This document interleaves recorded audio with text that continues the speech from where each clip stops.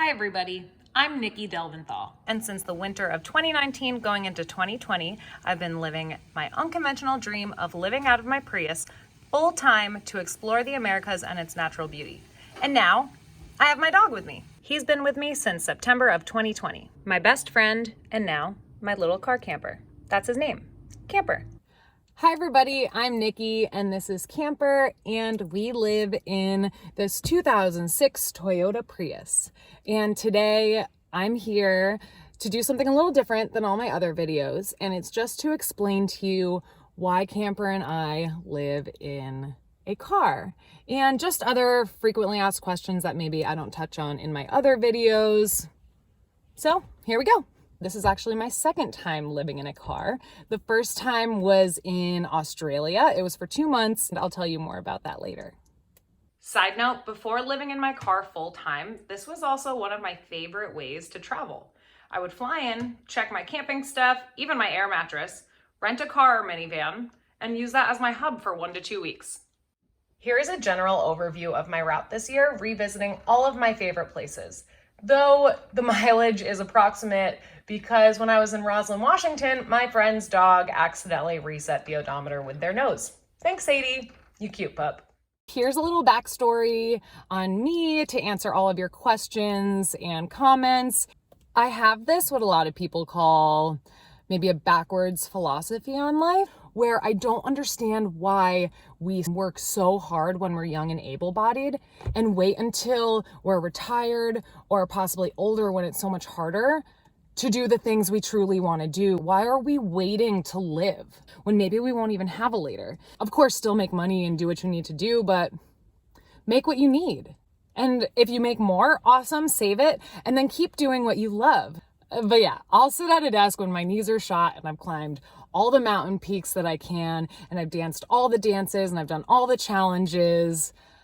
I don't know. That's just my philosophy. You don't have to agree with it. That's the beauty of this world. This is how I feel and this is how I live. I had this aha moment when I was in my 20s. I was in the bachelor mansion. I was like 4 weeks in and I was just like drowning in this eating disorder.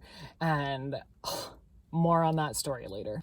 I've always made my life choices based on my very unconventional dreams and just doing exactly what I wanted. Of course, not without hard work and sacrifice. I'm very goal-oriented. One big thing, no decision I've ever made career-wise has been about the money. Let me start as teenager Nikki. So I was 17 years old and I looked at my parents and I was like, this doesn't feel right. I don't think I should go to college. And it wasn't about the grades and it wasn't about the money. You know, I'd been working every day since I was 15. So thank you, Mom and Dad, for instilling good work ethic and savings and just all the life skills I needed really young. I knew it wasn't for me. So 17 years old, I graduated high school and I went down to Florida where I went to hair school. Apparently my story is really snoozing Camper out over here. I moved back up north and I scored a job at, I think it was like the number 5 salon in the country at the time. I was so stoked about it and making minimum wage. Goals, right? And honestly, it was so much fun. Some stars that I worked with, I loved, like Kate Hudson and her family were a dream. Some others, not so much, but that's for myself. It wasn't sustainable for me. So after the hair industry and waking up at 3 a.m. to do fasted cardio, commute an hour and a half into the city by train, work all day, commute back, and then at night, I was practicing cheerleading routines and prepping for auditions because another dream I had was I wanted to be a professional cheerleader. I was exhausted. I wasn't happy anymore. So it was time to reinvent myself again. So I quit doing hair and I didn't make it my first year, but my second year that I auditioned, which was the same year I quit cutting hair, I made the New York Jets cheerleading team. And a couple weeks later, I was in Aruba with a couple hand-selected girls and I was on cloud 9. It was a dream. Really cool thing was I had no dance background. and it's a professional dance team. So I had to work my tail off to maintain a spot on that team, and I maintained it for quite a few seasons. Here is another fun fact. Professional cheerleaders do not make money. They don't make money at practice. You're doing it because you love it. You're doing it for free dance classes. You make money at games. And the max we made was $100. Other teams make less. So I've had a lot of comments about this. My professional cheerleaders out there, it is a full-time commitment, part-time job, and the girls that I met are the most inspiring people that I know. They're my best friends that could juggle having a baby, having a full-time job, and cheering. If you know a professional cheerleader, she is a badass. I promise you. Anyways, moving on. So, last year in the Jets, I moved to New York City and I didn't have a job. I just had this dream that I was going to be a model. Like, I was going to be all over billboards, in magazines. That was my dream. I just wanted to be so good at everything I did. And when I decided to be a model, I wanted to be the best. I ended up signing 2 weeks after I moved into New York City with Wilhelmina Models on their fitness and lifestyle division. Wow. I went on my first casting and I booked it. It was like such a whirlwind. I ended up working with some of the most amazing companies. Eggland's Best, Purdue Chicken, Adidas, Pepsi, Tostitos, Bud Light.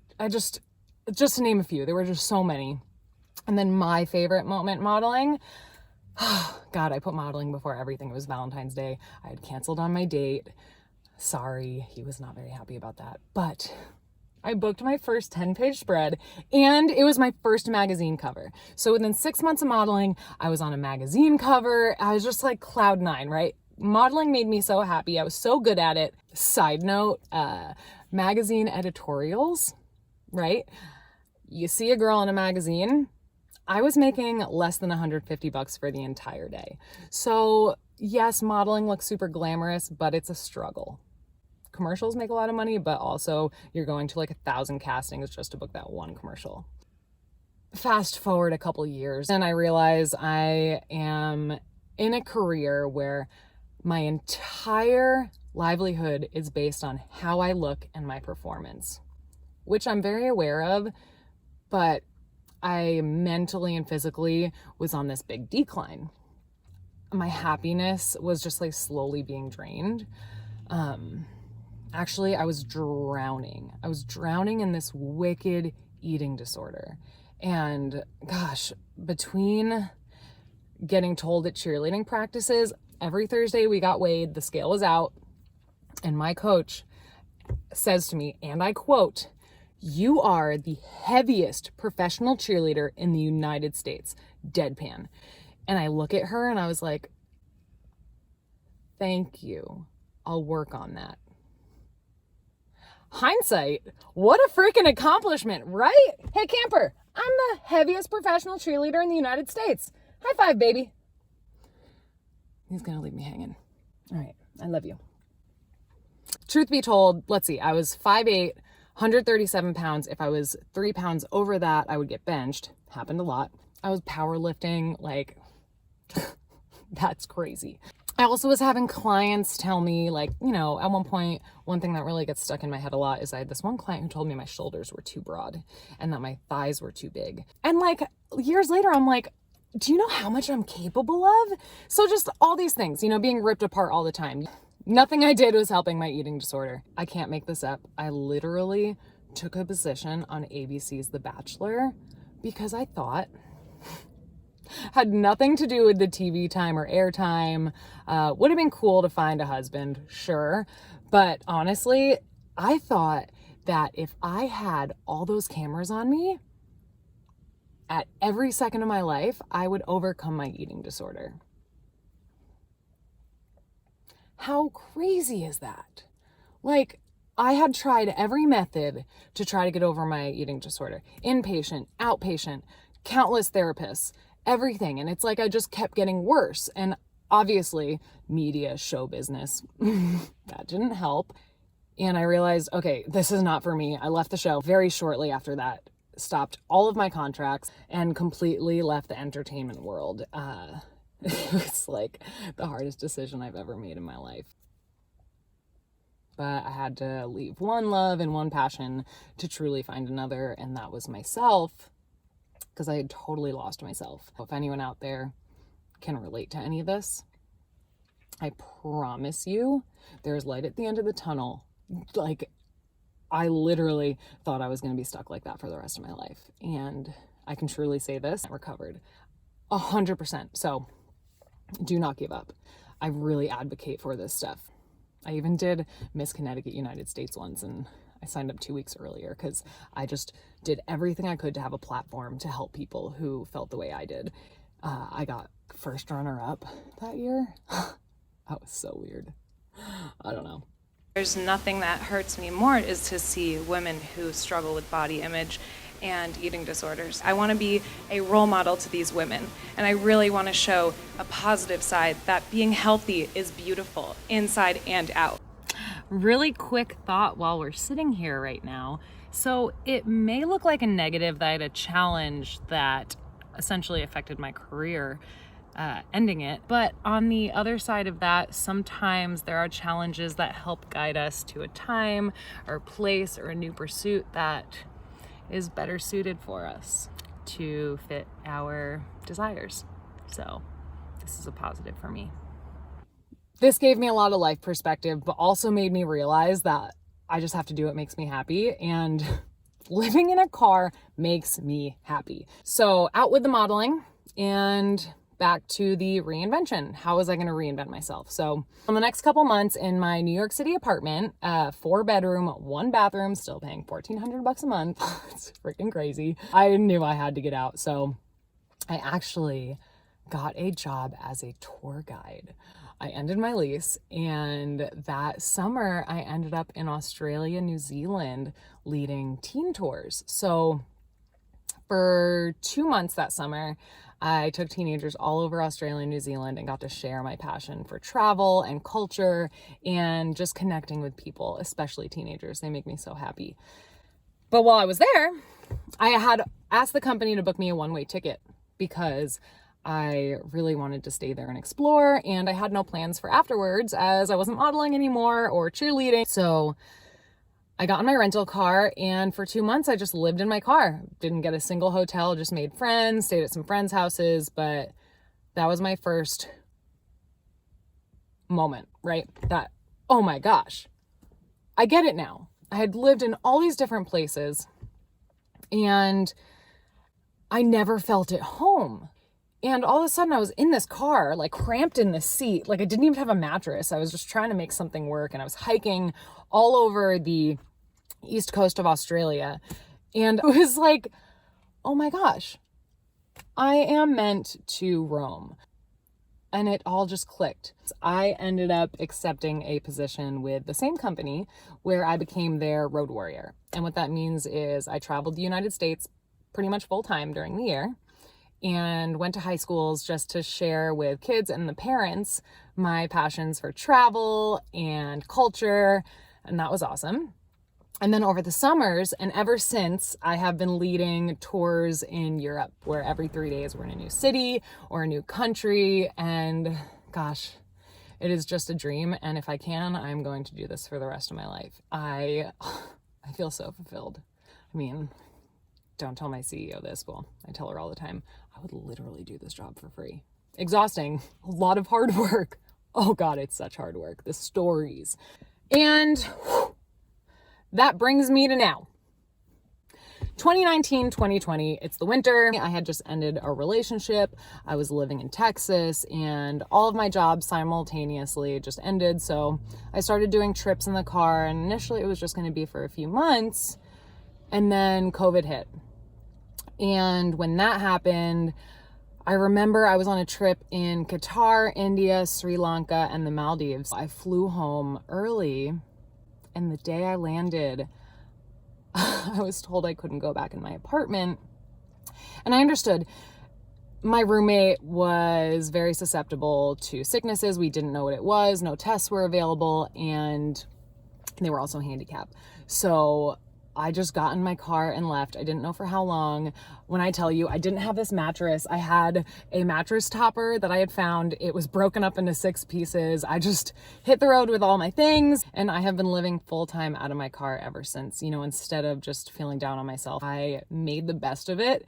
And I said, oh, I have this dream and I'm going to do it. And it's right now. So here I am. I know this is not everyone's dream. This is my dream. You know, I have so many people telling me I'm not successful, or I'm homeless, or I need a house, or I should get a van, or, you know, all the things that I'm not doing based on someone else's perspective. And to be honest, I've never felt more at home. So don't feel bad for me. If those were the things I wanted, I'd be doing them. And if you have a dream, and maybe if this is your dream, like, heck yeah, go chase it. And maybe if you want to have a house, like, heck yeah, do it. If you want to get married, do it. Just right now, for me, that's like the polar opposite of what I want. And yeah, maybe things will change. You know, we take things day by day. I don't make plans, so maybe one day, you never know. So I guess essentially, I live this lifestyle for the simplicity and freedom and mobility. You know, a lot of people look at living in your car as like this lower life. And I honestly feel the opposite. Perspective before you judge people. Which brings me to my next common comment. Nikki, why don't you have a van? Well, simply because I don't want one. I suck at parking. I will probably hit something. I definitely will hit something. I can't even tell you how many times I've hit stuff in this car. I just don't want one. I love this setup. I love the fuel economy. I love that it's simple. I love that I don't have a lot of things and I downsized. I love that Camper loves it. Yeah, Camper. He's the cutest thing in the world. So yeah, it works for me. Maybe I'll upgrade later, but at this point in my life, this is what I want. And I love my Prius. Like, I love this thing.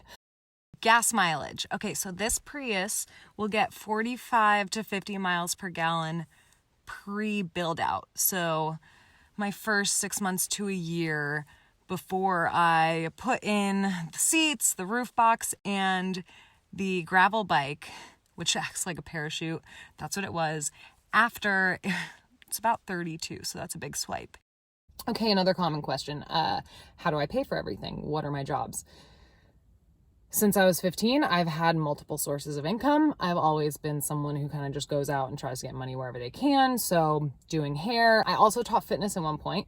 I was a SoulCycle instructor in New York City. I taught ride in Houston. So sometimes I'll just do like pop-up fitness classes or things like that. The travel stuff, I'm a tour guide, modern day modeling now. So instead of the modeling like it used to be, I'll also be the makeup artist and the photographer, things like that. YouTube actually is now a small income, but hey, if you want to help support us, please subscribe, get your notifications, watch our channel, share with your friends, because we would love it if that was more of an income so we could give you more videos. You know, really, I just believe that if you love something, chances are you can go out and make a job out of it. 9 times out of 10, I swear you can. I am living proof.